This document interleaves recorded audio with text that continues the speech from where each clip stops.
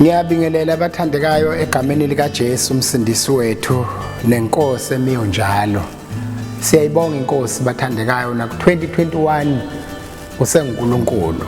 uNkulunkulu noma akasi uNkulunkulu ngoba uNkulunkulu kungahambi kahle emhlabeni, umhlaba udevastated.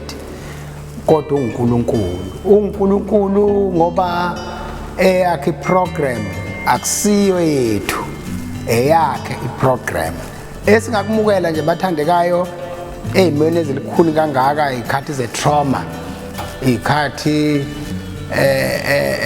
esihanjelwe sineyinkinga. Singathi bathandekayo sifana nofuduko, ibandla fana nofuduko luhamba ke manje lafika esigodini sethunzi lokufa. Sizodlula, sizokuphelela kulesi sigodi. Noma i-coronavirus ingasibulala, but rest assured ngeke siqede. Abanye bethu bazokwenyuka noma bengasala abanye into esoyisho sizosho kusho ngamabutho akaZulu athi uyadela wena usulapho. Siyesa siyakulandela. Ngakho ke bathandekayo ngiyacela ukukhuleka nani nakulolu suku nisemakhaya ngoba vele sesawungena ngamagagasi omoya, songena ngamawindi, songena ngeminyango, songena ezimotweni, singene kuma dining room, abaxhuma ama HDMI cable basibone kuma television nakuma phone ngokunjalo. Ngakho ke siyabonga kakhulu bathandekayo, ngizonithandazela nje akusiyona inkonzo ende. We'll just take 15 minutes sikhuleke egameni lenkosi ngoba zikhathi zomkhuleko lezi. Niswile ukuthi region imemezela umkhuleko wensuku ezintathu as from tomorrow kuze kube uLwesithathu kuyakhulekwa. So nasisake ngezikhathi kanjalo ukuthi ningeja kanjani uqalwe entathakusa njalo njalo. Isikhathi sibi, isikhathi sokumcinga, isikhathi sokumbheka, isikhathi sokuthi wena omasiyo uphindele emuva uyothatha stock taking ngokumasi kwakho. Malibonge igama lenkosi. Kunalamazwi ahleze emoyeni wami uba sihlanganyele ngawo bathandekayo. Kunencwadi esencwadini yamakhosi, First Book of Kings chapter 14:1-4. Sifunda amavesi awu4 okuqala. Kufundeka khona kanje: ngaleso sikhathi uAbiya indodana kaJerobhoamu wagula. uJerobhoamu wathi kumkakhe, ake usuke uzifihle ukuze kungaziwa ukuthi wena ungumka Jerobhoamu, uye eShilo. Bheka uAhiya umprofeti ulapho, yena owakhuluma ngami ukuthi ngiyakuba inkosi phezukwalaba bantu. Uphathe ngesandla sakho izinkwa eziyishumi nemqathane nophiso lwezinyosi, uye kuye uyakutshena ukuthi kuzakuba njani kumntwana. umkaJerobhoamu wenze njalo, wasuka wayeShilo wafika endlini kaAhiya. Malibongwe izwi lenkosi, masithandaze. Siyalibonga Nkosi, ligcwele amandla, ligcwele ukuphila, lisiwa ubumnyama baleke, lisiwa umhlaba unyakaze ngoba linyakazisa konke, liyadala lezokungekho kube khona, dala nasemoyeni wethu, enhlizweni yethu, engqondweni yethu into ezintsha. Udumo lubuyele kuJesu. Siyabonga ngoJesu umsindisi wethu, amen. Isihloko sale nkulumo namhlanje esishumayela kulesonto sithi, keep your eyes and ears of the Spirit alive. Keep your eyes and ears of the Spirit alive. Okusho ukuthi gcina izindlebe namehlo kamoya kuphilile. Alibonge igama lenkosi. Indaba kaJerobhoamu wahlwitha umbuso endlini kaDavide.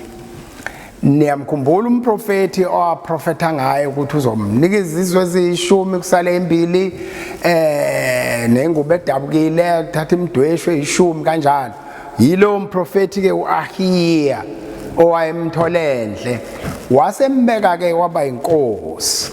Kuthe kumbekeni kwakhe wasephambuka endleleni zikaNkulunkulu wamisa onkulunkulu abanye, wavimbela abazalwane baba eJerusalema kuNkulunkulu endlini kaNkulunkulu, wavimba ngethixo, wabeka nabantu abangamazi uNkulunkulu kuba bakhonze endlini kaNkulunkulu, waphambanisa nje into eziningi kwamnyama.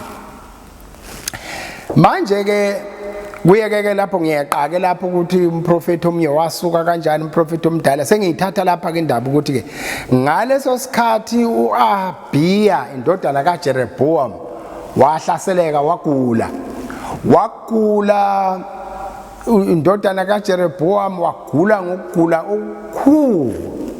Usethi ke uJeroboam kumkakhe lokhu kugula kufuna siye Shilo siyobuza ngalokhu kugula kwale ndodana yethu, kodwa manje ngoba sesiqhelelene kangaka nomprofeti owaprofeta ukuthi mina uNkulunkulu uyakungibeka ngibe inkosi phezulu kwalaba bantu, ngakho ke wena nkosikazi ziguqule okanye uzifihle, disguise manje ugqoke as if awusi umkankosi uJeroboam.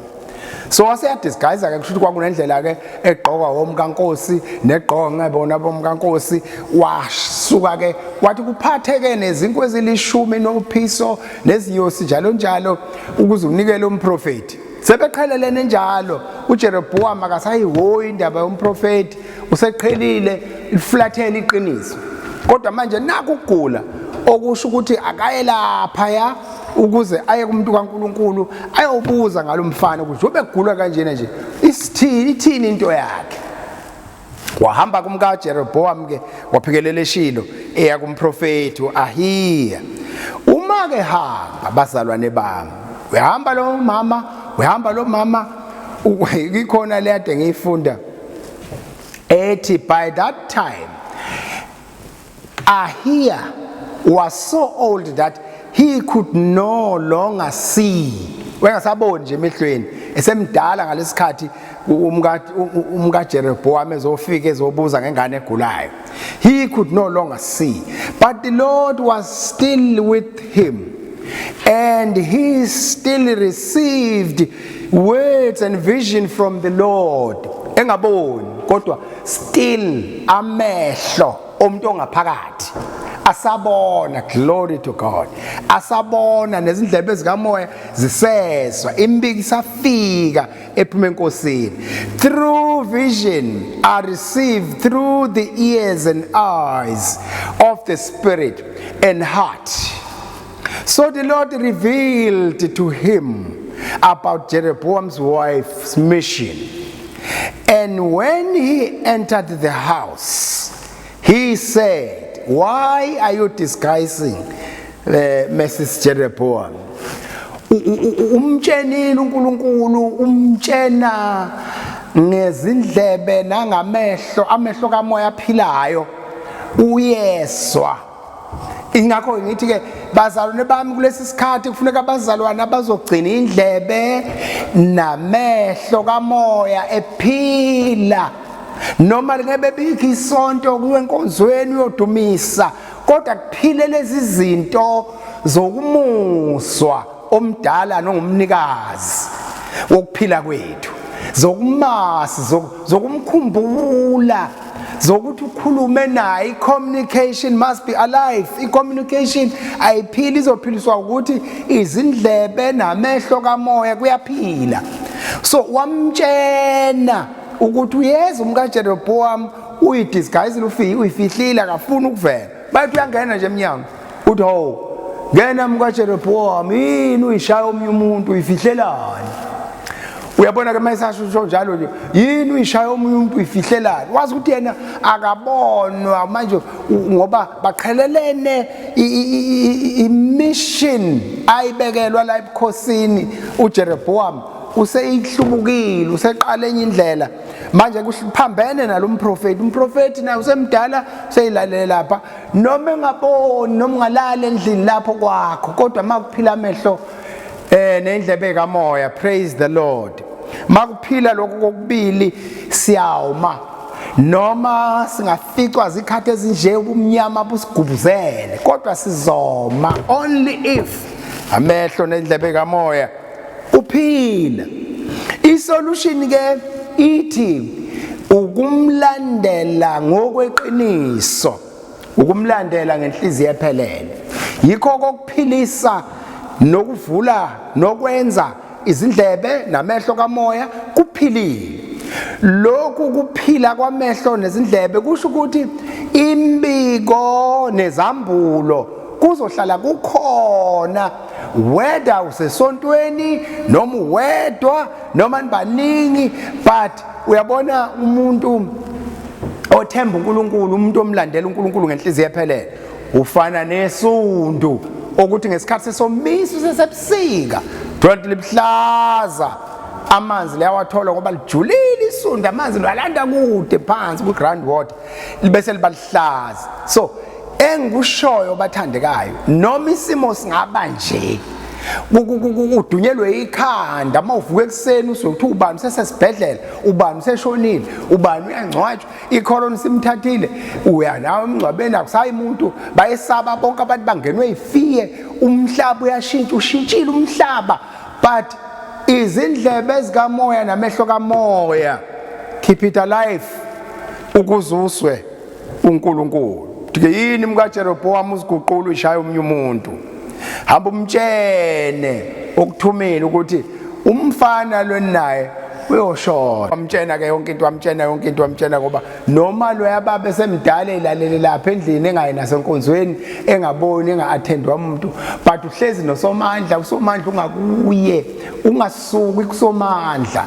Kungcono ukufa kodwa ufe usenkosini ngoba lithi iBhayibheli babusiswa abafayo kodwa befe besenkosini.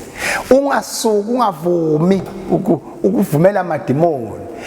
Mangiphila ngiphilela inkosi, mangifa ngiwenkosi. So asife sikuye. Kumnandi ukumkhonza nokumhlalela isimo sesinje bazalwane, ngoba abamethembayo uJehova bafana nentaba seSiyoni, yona engenakusanyasayizwa. Abamthembayo uJehova bafana nengonyama abanesibindi njengengonyama, abethuswa izinto ezithusayo, bayama ngoba uNkulunkulu bayamazi. Basho njengoJob ukuthi mina ngiyazi ukuthi umhlengi wami ukhona. Noma sekumnyama sekuphele konke Jobe, sekuhambe yonke into atunayo, kwamba ingane kwamali kwami, mina ngiyazi ukuthi umhlengi wami ukhona. Noma lingaguqubala kube mnyama, ilanga lingabonakali, but I know ilanga likhona. Ngelinye ilanga liyawukhanya. Sawudlula isimo bathandekayo, izinto iphindele la ujwayele khona, simkhonza uNkulunkulu ngendlela esesimkhonza ngayo, sithanda ngayo. Kodwa kwamanje keep your ears and eyes alive ukuba uswe inkosi ekushoyo. Makanibusise uNkulunkulu somandla benani, sibusiso sakhe sibe phezukweni nakulesi sikhathi esinje esigujuzelwe izinkinga nosizi.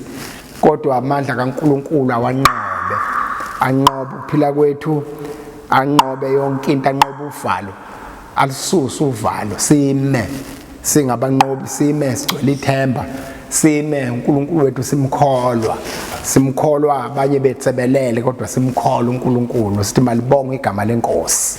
Uma ngabe amabutho kaZulu ayesho ethi uyadela wena usulaphelela umuntu emeqe ngaphezulu, what about us, thina esibizelwe ethembeni eliqinele edlula izinkanyezi, ngoba ezakhe ithembiso noba ziwe izinkanyezi kodwa ezakhe zingu-amen.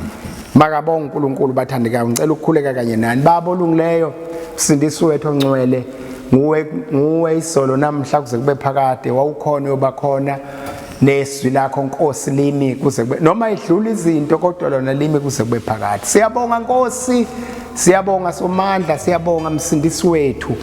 Nasekuseni Nkosi sithi uNkulunkulu nguThixo ngisomandla, mana umele ukwaziwa nokuhlonishwa kwegama lakho. Abakho uyabathwala, uyabagcina endleleni, uyabalonda noma kungathini, uyabagona ngemkhono yakho. Ngiyabakhulekela bonke Nkosi obahlengile moya kaNkulunkulu noma bela noma bele la ubahlenge khona bangabakithi bonke abazelwe izwi lenkosi bangabakithi bonke bezwe izwi lesiphambano abangabakithi bonke abangenwe umusa siyabonga Jesu siyabonga somandla dumo lonke maluse kuwe lungo lwakho nqoba mnqobi phekwezimo moya wosize simelana nawe siyahlulekisa siyayikhulekela imndeni yonke ethintekile moya kaNkulunkulu bonke abantu egameni lika Jesu vela njengoThixo vele njengelanga lona eliphezulu elingenakufihlakala vela siyabakhulekela qinisa amadola abaxegayo moya kaNkulunkulu dumo lonke malubuyele kuyenze njalo somandla sikwenza mkhulu egameni lika Jesu umsindisi wethu amen amen